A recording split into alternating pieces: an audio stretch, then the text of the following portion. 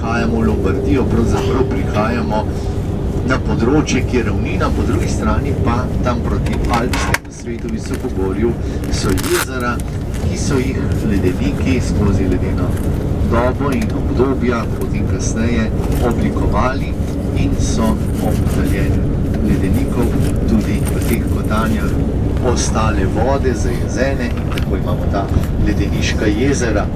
Sliši se hladno, pa vendar že včeraj, ko smo šli, mimo se peljali od Desenzano, Breša, ko sem nakazal zdaj nekaj znamenitosti teh mest ob jezerih, smo šli ob jezerih, ki imajo še razen z izjeme tukaj Lago Maggiore, kamor gremo danes, še kar dost srednjezemskega vpliva, rekli milo podnebje, kar nekako ne gre skupaj, pa vendar je vpliv blagodejen, zato so primer Gardskega jezera včeraj, ko sem bil Sirmione, kjer so imeli že rimski poeti svoje hiše za prosti čas, da bi rekli vikende danes, počitniške hiše, prav zaradi tega blagodejnega vpliva, ki prihaja in zato ob teh jezerih, posebej Lago di Garda, se vidi, tudi danes bomo videli ob jezeru Lago Maggiore, tam proti Stresi, ko bomo šli, da so tudi palme, tako da tudi to ni zanemarljiv podatek. Največje jezero Lago di Garda, ki je po površini nekoliko za 5 kvadratnih kilometrov približno večje od Lago Maggiore, še enkrat povedali, pa že zdaj rečem, približno 216 kvadratnih kilometrov obsega in na tem jezeru Lago Maggiore, ki je najbolj zahodno jezero na tem severnem delu Italije in hkrati tudi jezero, ki je približno 4/5, slabe 4/5, dobrih 2/3 na italijanskem ozemlju, ostalo pa imajo Švicari, potem je kanton Ticino ali Tisin, italijanski kanton, kot mu radi Švicari rečejo, in tako je to jezero tudi tisto, ki je deljeno med dve državi, med Švico in pa med Italijo. Mi gremo na Boromejske otoke, ki se imenujejo Boromejski prav zaradi rodbine Boromeo. Rodbine, ki je v 14. stoletju nekako vidno prišla na prizorišče zgodovine, imajo že prednike seveda tam v 11. 12. stoletju, nekaj je gotovo tista genealogija, ki je prava, ki je lahko sledljiva, ostalo so pa dodatki, kot smo že včeraj malo nakazali, ko so nekateri želeli najti korenine od Julija Cezarja, rimskih časov, senatorjev, skratka, da se je slava tudi na ta način rodbine povečala. Poznamo pa tudi rek, ki ga tukaj v Italiji marsikdo ne samo poznamo, tudi koristi, se non è vero e ben trovato. Če ni resnična, je pa dobro izmišljena. To ne pomeni, da bi lagali, ampak tako se včasih kakšna stvar olepša in prikroji. Predvsem pri zgodovini teh starih plemiških rodbin, ki jih je v Italiji seveda kar veliko. Ampak mi se osredotočimo na rodbino Boromeo, iz katere je prišel mož, kristjan, škof, cerkveni učitelj, sveti Karol Boromejski. Rodbina Boromeo je bila rodbina, ki je svoje prve korake, lahko rečemo, v zgodovini začela prav na področju Toskane, moči Toskane, ko smo včeraj šli mimo tam odcepa proti Padovi Bologna, smo rekel, zdaj, če bi šli v smer Bologna, bi šli v notranjost Apeninskega polotoka in tako bi bila po Emilii Romani, ko reke Pad, pokrajine Emilii Romani, katere glavno mesto, nekaj središče je Bologna, ob vznožju Apeninov bi takoj prešli v pokrajino Toskano. Toskana se imenuje po Etruščanih, kajti prav na tem področju je bila nekako najbolj gosta poselitev Etruščanov, tam seveda obdobje že pred Kristusom, kasneje pa potem 5.-6. stoletje nekako se pa bolj intenzivno tudi porabijo v zgodovini. Vsekakor Etruščani, Tuski, Etruski, Etrusci Toskana. In v Toskani imamo kar dobro koncentracijo, lahko rečemo, teh starih plemiških družin, ki so se potem mnoge selile proti jugu, v smer proti Firencam oziroma proti Rimu, nekatere pa šle proti severu.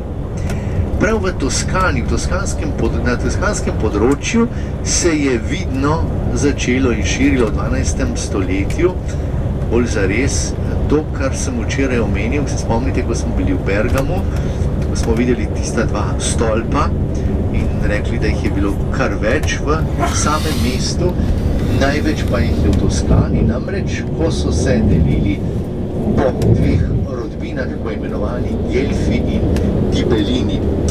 Zakaj je šlo? Šlo je zato, da v 11. stoletju papež Gregor VII, se mi treba zapomniti, je bil tisti, ko je videl, da svetna oblast velikokrat posega na področje duhovne oblasti. Takrat, kadar je to oportuno, kadar prinese točke, prinese kakšne druge koristi in da seveda se je treba držati enih meja. Da je svetna oblast namenjena vladanju, oblikovanju življenja ljudi na tem svetu, duhovna pa seveda preko teh stvarnosti tega sveta kaže pot naprej in znano je, da od srednjega veka pravzaprav naprej je ideja teokracije. Bog je tisti, ki vlada. In konkretno pa ima dva izvrševalca oblasti, fizično vidna, če lahko tako rečem. Na eni strani je duhovna oblast, katero ponavzočuje papež, kajti papež je Kristusov namestnik, Petrov naslednik.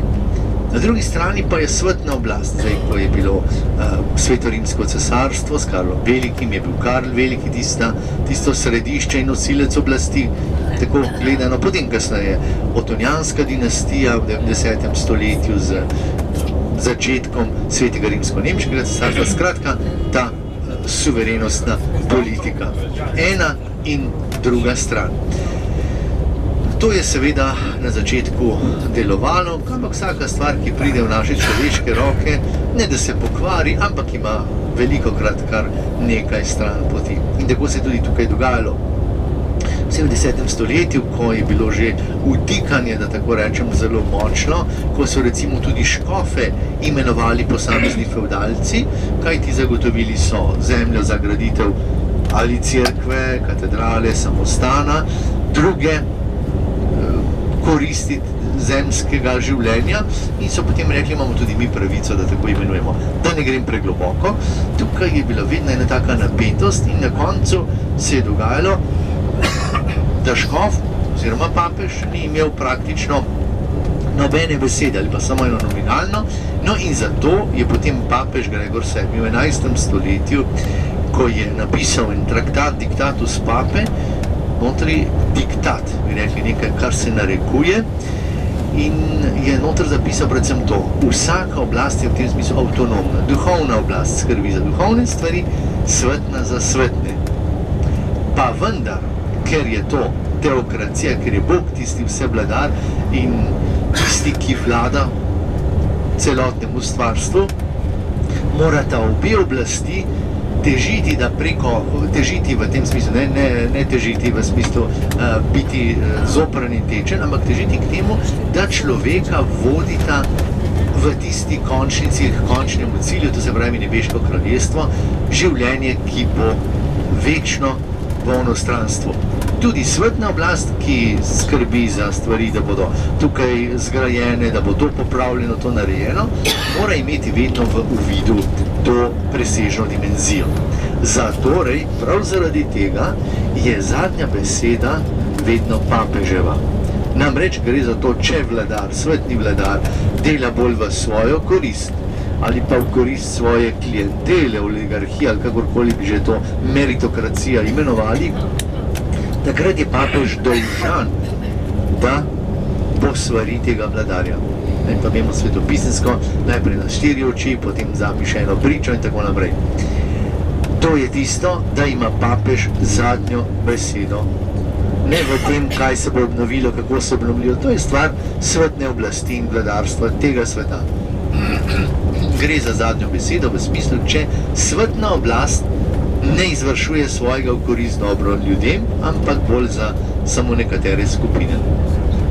No in tako na tej podlagi so se potem oblikovale različne misli, razmišljanja in imamo na današnja Bavarska rodbino Gelfov, Gibelinov, dve plemiški rodbini, Welfen in Wemblingen, dobesedno, ki so Gelfi, Welfen, so rekli, ja, papež ima zadnjo besedo. On je tisti, ker je dejansko Kristusov namestnik. Že po definiciji, on ima zadnjo besedo. Vsaka oblast svojo nalogo in svoje naloge, vendar zadnjo besedo papež. Gibelini so pa rekli, ne, ker živimo na tem svetu, ima zadnjo odločilno besedo vedno vladar. Zelo preprosto povedano. In potem so se pa seveda dajali med seboj. Eni so bili pristaši ene ideje, drugi druge. Ne, da bi zdaj rekli, Gelfi so bili verni, Gibelini pa neverni. Ne, samo šlo je za to, včasih bi rekli res, po nepotrebnem in velikokrat se je to izkazalo, tudi to je rojevalo kar ne samo napetosti, ampak tudi vojne. In v Toskani, ko sem včeraj omenil, so imeli na vrhu teh stolpov, ki so jih gradili tudi zaradi prestiža, poglejte, pa se spomnimo na babilonski stolp, do nebes gremo, potem pa Bog zmeša jezike, kot poznamo, pripoved iz Svetega pisma. No in tako so tukaj na vrhu teh prstnih cin, kot ene zobe, kot ene grable postavil, pokazali, mi smo pristaši te struje, mi pa druge. In tako so se potem med seboj dejali in kot že omenjeno včeraj, Shakespeare potem naredi tudi eno tako dramo o nespameti, dobesedno tega, Romeo in Julija, eden prihaja z ene strani, drugi z druge in prav zaradi teh misli, teh sporov, te orientacije je ljubezen prepovedana in se morajo sovražiti. Zelo preprosto, skrajšano povedano. No in tako imamo predvsem ta toskanski del zelo veliko teh nasproti. Eni tako, drugi tako in tako. Konec koncev pogledajte tudi sveti Frančišek v 13. stoletju, Asizi, Perugia je bila na strani Gibelinov, na Gelfov, skratka. In to je tisto, ki je šel Frančišek tudi na križarske vojne. Ni šel na sveto deželo, kasneje je potem šel, ampak takrat so bile vojne, žal tudi med samimi mesti. No in zdaj k rodbini Borromejev. V tem toskanskem predelu imamo seveda več teh različnih plemiških družin, ki so bolj ali manj 13-14 stoletje prišle na dan kot take in začele zaznamovati zgodovino.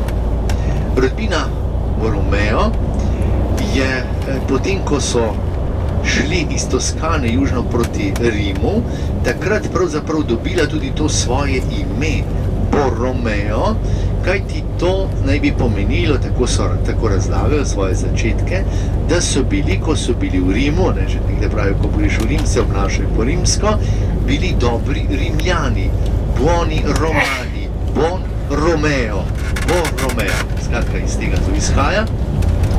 In ta rodbina seveda je bila nekaj časa v Rimu, izvirajoč iz Toskane, potem pa konec 14. začetek 15. stoletja že vedno bolj gre proti severu. Proti severu, so bile razne vojne, pa so bili na tej strani, pa na oni strani, predvsem so bili vojskovodje. Niso bili toliko politiki, tem do začetka 15. stoletja, bolj ali manj v vojaški službi. Tudi imamo dva primera, da sta bila dva iz te rodbine kondotjera, ampak v manjših mestecih, ne tako poznanih, kot recimo bil tudi Bergamo včeraj, ko smo ga pogledali.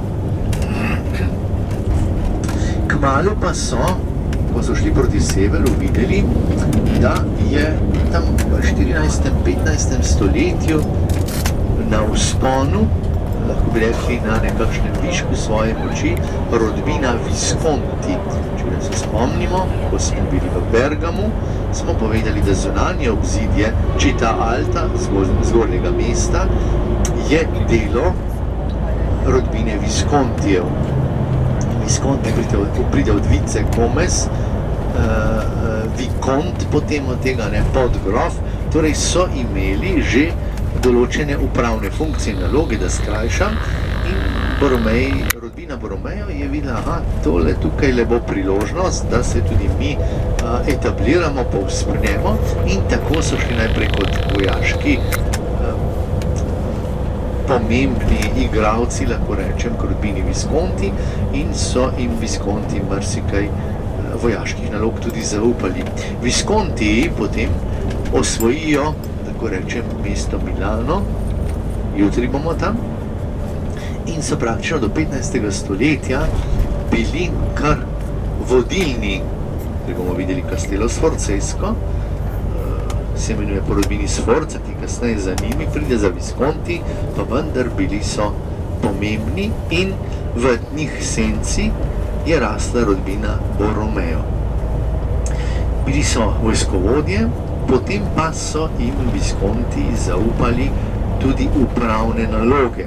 Kot smo včeraj spregovorili v Bergamo o tem, da so v imenu neke vladajoče hiše recimo bili Castellani, to so bili tisti, ki so varovali utrdbo in potem kasneje igrali tudi nekako vlogo župana, recimo temu, so podobno vlogo pridobili tudi člani rodbine Borromejcev. Predvsem so bila področja ob jezeru Maggiore, Lago Maggiore, tista, ki so bila med prvimi zaupana v upravo v imenu rodbine Viscontijev, rodbini Borromejo. Tako imamo, zdaj gremo v Arona, kjer bomo imeli tudi sveto mašo, tam so ostanki gradu, kjer je bil rojen sveti Karl Borromejski, in to je bilo eno prvo področje, kjer so bili nastanjeni, ne samo nastanjeni kot tisti, ki skrbijo za utrdbo in, bi rekli, naselje okrog utrdbe, ampak vedno več področji okrog tega jezera Maggiore so dobili v upravo v imenu rodbine Viscontijev. Potem imamo nadalje Stresa, odkuder bomo odpluli na otok, najprej Isola Bella in potem na Isola Pescatori. Skratka, počasi lepo vstale obalni pas zasedajo v imenu rodbine Viscontijev, ker je to čas še feudalizma, zdaj nekje bolj izražen, nekje manj, so seveda po tej feudalni strukturi, po tej piramidi tudi bili dolžni, da toliko in toliko procentov teh davkov, ki so jih pobrali, preprosto povedano, dajo naprej, oddajo rodbini Viscontijev. In je bila ta naveza zelo lepo močna in so lepo napredovali. In ni čudno, da še danes rodbina Borromejo, ki še vedno obstaja, bomo potem tudi pri samem obisku na Isola Bella slišali kakšno besedo o teh članih rodbine. In ta rodbina je seveda tudi zelo vplivna, še vedno. Takole, čisto radi imamo razne lestvice, pa ne samo v enem tisku, tudi tako, kdo je kdo, kakšno premoženje, najbogatejši in tako naprej. Nimam zdaj podatkov v številkah, ampak nekako velja,